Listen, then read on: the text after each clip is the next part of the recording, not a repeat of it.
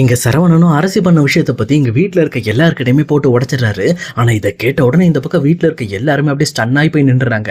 சொல்லப்போனா கோமதிக்கு என்ன பண்றதுன்னே தெரியல. ஏன்னா நம்மளோட குடும்பத்தை அழிக்கணும்னு நினைக்கிற என்னோட அண்ணன்களோட பையனே போய் இவ போய் லவ் பண்ணிருக்காளு. இது எவ்வளவு பெரிய விஷயம். அவனுங்க ஏற்கனவே நம்ம குடும்பத்துல எக்கச்சக்க பிரச்சனைகள் கொண்டு வந்திருக்கானுங்க. ஆனா இது இல்லாம இவ வேற இப்படிப்பட்ட ஒரு விஷயத்த பண்ணிருக்காளேன்னு சொல்லி அதை ஏத்துக்க முடியாம அவங்களுமே அப்படியே உறைஞ்சு போய் நின்றுகிட்டு இருக்காங்க. அதே நேரத்துல இன்னொரு பக்கம் பாண்டியனுமே இந்த மாதிரி சரவணன் சொன்னதுக்கு அப்புறம் அந்த விஷயத்த தாங்க முடியாம அப்படியே அவருமே வந்து மயங்கியே விழுந்துடுறாரு. ஏன்னா அவரால் அந்த விஷயத்தை சுத்தமா ஏத்துக்கவே முடியல. ஏன்னா தான் பொண்ணு மேல அவர் ரொம்பவே நம்பிக்கை வச்சிருந்திருப்பாரு. இதுக்கு முன்னாடி கூட கோயில்ல ஒருத்தர் வந்து இந்த மாதிரி அரசியை பார்த்தேன்னு சொன்னப்ப கூட அவங்க கிட்ட இல்ல கண்டிப்பா அது அரசியா இருக்காது, வேற யாரா இருக்கும், நீங்க மாத்தி பார்த்திருப்பீங்க அப்படின்ற மாதிரி அவர்கிட்ட சண்டை போட்டுட்டு இந்த பக்கம் அரசி மேல முழு நம்பிக்கை வச்சிருப்பாரு. ஏன்னா எல்லா விஷயங்களையும் அரசி மேல நம்பிக்கை வச்சு அவங்களுக்காக நிறைய வந்து ஸ்பேஸ் கொடுத்திருப்பாங்க. ஆனா அரசி இப்படி தான் கொடுத்த இடத்த இப்படி தப்பா யூஸ் பண்ணிட்டாலே அப்படின்ற மாதிரி பயங்கர வருத்தத்தோட அவங்களுமே அப்படியே ஸ்டன் ஆகி போய் கீழே விழுந்துடுறாங்க. அதுக்கப்புறம் ஒரு வழியா எங்க பாண்டியனோட வீட்டில் இருக்க எல்லாருமே பாண்டியனுக்கு தண்ணி எல்லாம் தெளிச்சு அவரை கொஞ்சம் நிதானமான நிலைக்கு கொண்டு வராங்க. ஆனா பாண்டியனுமே இந்த பக்கம் அரசியை பார்த்துட்டு ஏமா இப்படி பண்ண, ஏன் இப்படி பண்ண, அப்பா அவன் மேல எவ்வளவு நம்பிக்கை வச்சிருந்தேன், இப்படி என்னோட நம்பிக்கையை கெடுக்கிற மாதிரி இப்படி பண்ணிட்டியம்மா அப்படின்ற மாதிரி அவருமே வருத்தப்பட்டு பேச முடியாம ரொம்பவே கஷ்டப்பட்டு பேசிக்கிட்டு இருக்காரு. ஆனா இன்னொரு பக்கம் கோமதிக்கு ரொம்பவே டென்ஷன் ஆயிடுது. இவளை இப்படியே விடக்கூடாது, இவ பண்ண தப்புக்கு இவளை சும்மா விடக்கூடாது அப்படின்ற மாதிரி டைரக்டா அரசு கிட்ட வந்து சும்மா அரசியோட கண்ணத்துல பலார் பலார்னு அற விட ஆரம்பிக்கிறாங்க.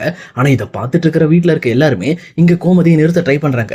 ஆனா கோமதியுமே இல்ல எல்லாரும் என்ன விடுங்க, முதல்ல நான் அவளை அடிச்சே கொண்டுறேன், அவ பண்ண தப்பு எவ்வளவு பெரிய தப்பு தெரியுமா, நம்ம குடும்பத்தையே கெடுக்கணும்னு நினைக்கிறவங்க வீட்டுல ஒரு பையனை லவ் பண்ணியிருக்கா, இது எவ்வளவு பெரிய தப்பு தெரியுமா, அதை விட இவளை நம்பி காலேஜுக்கு அனுப்பி நல்லபடியா படிச்சு மேல வரட்டு இவளுக்கும் ஒரு நல்ல வாழ்க்கை அமைச்சு கொடுக்கலாம்னு சொல்லி நினைச்சுக்கிட்டு இருந்த எங்களுக்கு பெரிய துரோகத்தை பண்ணிட்டா அப்படின்ட்டு ரொம்பவுமே கோபத்தோட எங்க கோமதி அடிக்க ஆரம்பிக்கிறாங்க.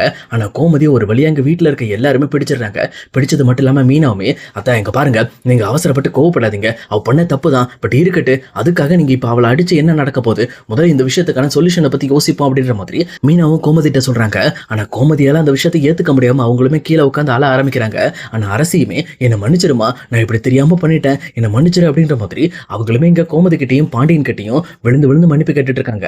ஆனா இதை பார்த்துட்டு இருக்க கதிருக்கும் இன்னொரு பக்கம் செந்திலுக்கும் பயங்கரமா கோபம் வர ஆரம்பிக்குது. அப்ப செந்தில் இருந்துகிட்டு இந்த மாதிரி அவன் பையன் குமாரை வச்சு நம்ம வீட்டு பொண்ணு மயக்க சொல்லி கண்டிப்பா இந்த முத்துவேல் தான் சொல்லியிருப்பான், இவனோட எண்ணங்களே ரொம்ப மோசமானவங்க, அவங்களை விடக்கூடாது அப்படின்ற மாதிரி இங்க முத்துவேல் மேல ரொம்பவுமே கோவப்பட ஆரம்பிக்கிறாங்க. அதே நேரத்துல அவங்களை போய் உண்டு இல்லைன்னு பண்ணணும் அப்படின்ற மாதிரி இங்க கதிரும் செந்திலும் அங்கிருந்து வெளியில கிளம்ப ட்ரை பண்றாங்க. ஆனா சரவணனும் அவங்க ரெண்டு பேரையும் பிடிச்சிட்டு இங்க பாருங்கடா, முட்டாள்தனமா செயல்படாதீங்க, முதல்ல நம்ம வீட்டில் நடக்கிற பிரச்சனையை நம்ம ரொம்பவே தெளிவா தீர்க்கணும், ஏன்னா நம்ம வீட்லயும் தப்பு இருக்குடா, அரசி மேலையும் தப்பு இருக்கு, அவ எதுக்காக அவன் கூப்பிட்டாங்கிறதுக்காக இவ எதுக்கு படத்துக்கு போனா, அப்போ இவளும் விரும்பி இருக்கா தானே, இப்ப இவளுமே நம்ம வீட்டுல இருக்கிற அரசியுமே நம்மளுக்கு துரோகம் பண்ணணும்னு நினைச்சிருக்கா தானே, முதல்ல இவளுக்கு பதிலடி கொடுக்கணும்டா, அதுக்கப்புறம் தான் அங்க போகணும் அப்படின்ற மாதிரி இங்க சரவணன் ரொம்பவே கருத்தா பேசிக்கிட்டு இருக்காரு. அப்ப கரெக்டா இங்க வீட்டுல இருக்க எல்லாருமே அரசிக்கிட்ட ஏன் இப்படி பண்ண அப்படின்ற மாதிரி ரொம்பவே வந்து வற்புறுத்த ஆரம்பிக்கிறாங்க. ஆனா இன்னொரு பக்கம் மயிலு, இங்க ராஜி, மீனா இவங்க மூணு பேர் சேர்ந்து அரசிக்கிட்ட வந்துட்டு இங்க பாருங்க, இப்போதைக்கு அரசிக்கிட்ட இந்த விஷயத்தை பத்தி பேசாதீங்க, இதை நம்ம பொறுமையா பேசிக்கலாம் அப்படின்ற மாதிரி அந்த விஷயத்தை இக்னோர் பண்ண பாக்குறாங்க. ஆனா யாருமே அந்த விஷயத்தை புரிஞ்சுக்கிற மாதிரி இல்ல. வீட்டுல இருக்க எல்லாருமே ரொம்ப கோவப்பட்டு இருக்காங்க. ஏன்னா கோமதியும் இன்னொரு பக்கம் வந்து பாண்டியனும் என்ன பண்றதுன்னு தெரியாம அப்படி ஸ்டன் ஆகி இருக்கிறதுனால இங்க அவங்களோட பசங்க எல்லாருமே இங்க அரசி பண்ண விஷயத்துக்கு அரசி மேல ரொம்பவே கோவப்படுறாங்க. அதே நேரத்துல இன்னொரு பக்கம் பழனியுமே ஏமா இப்படி பண்ண, மாமா உன் மேல எவ்வளவு நம்பிக்கை வச்சு உனக்காக எல்லா விஷயத்தையும் தெளிவா பண்ணணும் அப்படிங்கிறதுக்காக எந்த அளவுக்கு மெனக்கெட்டு உனக்காக நிறைய விஷயத்த பார்த்து பார்த்து பண்ணிக்கிட்டு இருக்காரு, ஆனா அவருக்கு போய் இப்படிப்பட்ட ஒரு விஷயத்த பண்ணிட்டே அப்படின்னு சொல்லி எல்லாருமே இந்த பக்கம் வந்து அரசி மேல பழி போட்டு பயங்கரமா வந்து திட்ட ஆரம்பிக்கிறாங்க. இங்க அரசிக்கு என்ன பண்றதுன்னு தெரியல. அதே நேரம் இங்க அரசிக்கு சப்போர்ட் பண்ணி ஆகணும் அப்படிங்கிறதுக்காகவே இங்க சுகன்யா உள்ள வராங்க. வந்தது மட்டும் இல்லாம டைரக்டா இங்க முதல்ல எல்லாரும் நிறுத்துங்க, எதுக்கு நீங்க இப்ப அரசி இப்படி திட்டிக்கிட்டு இருக்கீங்க, அரசி இப்படி பண்ண விஷயத்துல என்ன தப்பு இருக்கு, அவன் முறப்பையன் தானே அவ லவ் பண்ணிட்டு இருக்கா, அதுல என்ன பிரச்சனை உங்களுக்கு அப்படின்ற மாதிரி ரொம்பவுமே கோபத்தோட பேசுறாங்க. இந்த மாதிரி சுகன்யா பேச ஆரம்பிச்சதுக்கு அப்புறம் வீட்டுல இருக்க எல்லாமே சைலண்ட் ஆயிடுறாங்க. அதே நேரத்துல சுகன்யாவுமே இங்க பாருங்க, நீங்க குமார வேணா தப்பா நினைச்சிட்டு இருக்கலாம், ஆனா எனக்கு தெரிஞ்ச வரைக்கும் குமாரவேல் ரொம்பவே நல்ல பையன், நான் அவனை பாத்துக்கிட்டு இருக்கேன், ஏன்னா அவனை சின்ன வயசுல இருந்து பாத்துட்டு இருக்கேன், அவங்க அப்பா வேணா மோசமான ஆளா இருக்கலாம், ஆனா குமார் அப்படி கிடையாது, குமார் ரொம்பவே நல்லவன், அதனாலதான் அரசிக்கே பிடிச்சிருக்கு. நம்ம வீட்டு பொண்ணு ஒருத்தனை லவ் பண்றான்னா அவனை பார்க்காம புரிஞ்சுக்காமையா லவ் பண்ண போறா, சொல்லப்போனா அவனை பத்தி நல்லா தெரிஞ்சுக்கிட்டு தான் லவ் பண்ணுவா, அதனாலதான் இங்க அரசிக்கு குமார பிடிச்சிருக்கு. அதனால இந்த விஷயத்துல அரசியை முதல்ல தப்பு சொல்லாதீங்க அப்படின்ற மாதிரி இங்க அவங்களுக்காக சுகன்யா பேச ஆரம்பிக்கிறாங்க. ஆனா சுகன்யாவோட பேச்சை கேட்ட எல்லாருக்குமே இங்க ஒண்ணுமே புரியல. என்ன இது, இவங்க இங்க இருந்துட்டு அந்த வீட்டுல இருக்க குமாருக்கு சப்போர்ட் பண்ணிட்டு இருக்காங்க அப்படின்ற மாதிரி யோசிக்க ஆரம்பிக்கிறாங்க. அதே நேரத்துல மீனாக்கும் ரொம்பவே டவுட் ஆக ஆரம்பிக்குது. ஏற்கனவே சுகன்யாவும் அரசியும் தனியா பேசிக்கிற விஷயங்கள் எல்லாத்தையுமே கவனிச்சிருப்பாங்க மீனா. அப்பதான் யோசிச்சு பாக்குறாங்க, இன்னைக்கு காலையில அப்ப சுகன்யாவும் வீட்டை விட்டு வெளியில போயிருக்காங்க, அதே நேரத்துல அரசியும் வெளியில போயிருக்கா. அப்பனா குமரவேலையும் அரசியும் ஒண்ணு சேர்க்கறதுக்காக தான் இந்த மாதிரி சுகன்யா எல்லாத்தையும் பண்ணிருக்காங்க அப்படின்னு சொல்லி ரொம்பவே தெளிவா கரெக்டா அக்யூரேட்டா புரிஞ்சுக்கிறாங்க.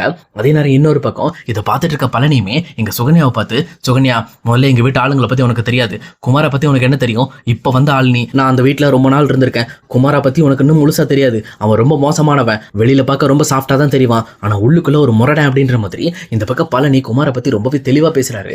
ஆனா இன்னொரு பக்கம் சுகன்யாவும், நீங்க முதல்ல நிறுத்துங்க, இப்ப வந்து எனக்கு தெரியுது, இவ்வளவு நாளா இருந்து உங்களுக்கு தெரிஞ்சுக்கல, உண்மையுமே குமாரோட மனசு ரொம்பவே நல்ல மனசு, நீங்க இந்த மாதிரிலாம் வந்து இப்படி சண்டை போட்டுட்டு அரசியை கஷ்டப்படுத்துறது எனக்கு சுத்தமா பிடிக்கல, முதல்ல இந்த விஷயத்தை பத்தி நிறுத்துங்க, குமாரை பத்தி நம்ம அப்புறம் பேசிக்குவோம், இப்ப அரசியை ரொம்ப கஷ்டப்படுத்தாதீங்க அப்படின்ற மாதிரி இங்க சுகன்யாவுமே அரசிக்காக பரிந்து பேசுற மாதிரி இங்க மறுபடியும் எல்லார் மனசுலயுமே அவங்க நல்லவங்க அப்படிங்கறத பதிய வச்சுக்கிட்டு இருக்காங்க. இதை பார்த்தோன்னே இன்னொரு பக்கம் கோமதிக்கும் ரொம்பவே டென்ஷன் ஆக ஆரம்பிக்குது. இவளாலதான் எல்லா பிரச்சனையும், இவளாலதான் இன்னைக்கு வீட்டுக்குள்ள இருக்க எல்லாருமே நம்மளுக்குள்ள நிறைய மனஸ்தாபங்கள் வந்துட்டு இருக்கு அப்படின்ற மாதிரி அவங்களுமே கோவப்பட ஆரம்பிக்கிறாங்க. ஆனா இன்னொரு பக்கம் அரசியுமே, என்ன மன்னிச்சிருமா, இதுக்கு மேல நான் இப்படி தப்பு பண்ண மாட்டேன், நீங்க என்ன சொன்னீங்களோ நான் அதை கேட்கிறேன், ஆனா இப்ப நான் பண்ண தப்புக்கு என்ன மன்னிச்சிருங்க அப்படின்ற மாதிரி இங்க அரசி பயங்கரமா விழுந்து மன்னிப்பு கேட்டுட்டு இருக்காங்க.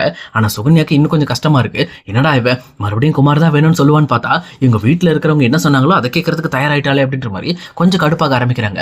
ஆனா இன்னொரு பக்கம் இங்க சரவணனும், எங்க பாருங்கப்பா, இதுக்கு மேல அரசியை நம்ம படிக்க அனுப்புறது சரி வராது, முதல்ல அவளுக்கு ஒரு நல்ல இடத்துல மாப்பிளை பார்த்து கல்யாணம் பண்ணி வைக்கணும், சொல்ல போனா குமாருக்குலாம் அவளை அரசியை கல்யாணம் பண்ணி கொடுக்க முடியாது, அவன் இருக்கிறதுல மோசமானவன், அது இல்லாம அந்த குடும்பத்துக்கு நம்ம பொண்ணு போச்சுன்னா நம்ம பொண்ணை ரொம்பவே கஷ்டப்படுத்திடுவாங்க, என்ன அந்த குடும்பத்துல இருக்க யாருக்குமே மனசாட்சியே கிடையாது அப்படின்ற மாதிரி இங்க சரவணனும் சொல்றாங்க. ஆனா இதை கேட்டுட்டு இருக்க பாண்டியனுக்கு என்ன பண்றதுன்னே தெரியல. இதுக்கு மேல இந்த விஷயத்த நம்ம லேட் பண்ண முடியாது அப்படின்னு சொல்லிட்டு அவருமே ஏற்கனவே தன்னோட கடைக்கு வந்து இந்த மாதிரி பொண்ணு கேட்டிருப்பாரு அவரோட மாமாவுமே, அவர்கிட்டே பேசி பார்க்கலாம் அப்படின்ற மாதிரி ஒரு முடிவுக்கு வராங்க. ஆனா இன்னொரு பக்கம் அரசியுமே தன்னோட ரூம்குள்ள போயிட்டு பயங்கரமா ஃபீல் பண்ணி அழ ஆரம்பிக்கிறாங்க. அதே நேரத்துல அவங்களுக்கு யார் சப்போர்ட் பண்ணுவா, யார் எனக்காக கூட நிப்பா அப்படின்ற மாதிரி ரொம்பவே வருத்தப்பட ஆரம்பிக்கிறாங்க. ஆனா இன்னொரு பக்கம் அரசு கிட்ட போன மீனாவுமே அவங்களுக்கு கொஞ்சம் ஆறுதல் சொல்ல ஆரம்பிக்கிறாங்க. இங்க பாரு, நீ சம்மந்தம் இல்லாம அழுதுகிட்டு இருக்காத, அது மட்டும் இல்லாம நீ இப்ப குமாரை லவ் பண்ணது ஒரு பெரிய விஷயமே கிடையாது, ஆனா நீ நினைக்கிற மாதிரி குமார் நல்லவங்க அப்படின்னு நம்பிட்டு இருக்கிறது தான் ரொம்பவே தப்பான விஷயம். ஏன்னா குமாரை பத்தி எனக்கு நல்லா தெரியும். என் ஆஃபீஸ் வரைக்கும் வந்து குமாரும் அவங்க அப்பாவும் வந்து மிரட்டிட்டு போயிருக்காங்க. அவன் மிரட்டும் போதே அவனோட வார்த்தைகள், அது மட்டும் இல்லாம அவனோட செய்கைகள் எல்லாமே ரொம்பவே மோசமா இருக்கு. அவன் உண்மையுமே ரொம்ப பெரிய முரடமா, ஆனா வெளியில எப்படியாவது ஒன்ன கன்வின்ஸ் பண்ணி கல்யாணம் பண்றதுக்காக தான் அவங்க இதெல்லாம் பண்ணிக்கிட்டு இருக்காங்க அப்படின்ற மாதிரி இங்க அவங்க ரொம்பவே தெளிவா புரிய வைக்க பாக்குறாங்க.